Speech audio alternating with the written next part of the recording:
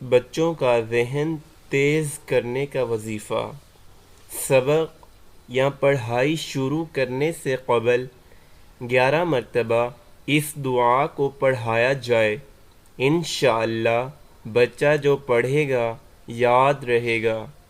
دعا یہ ہے: الہی انت الہ عالم وانا عبدک جاہل اسألک ان ترزقنی علما نافعا وفہما کاملا وطبعا ذکیا وقلبا صفیا حتی اعبدک ولا تہلکنی بالجہالۃ برحمتک یا ارحم الراحمین۔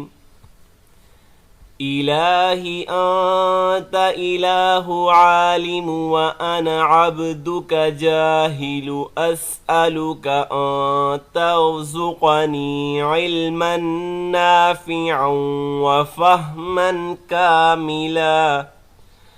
وفہما کاملا وطبعا ذکیا وقلبا صفیا حتی اعبدک ولا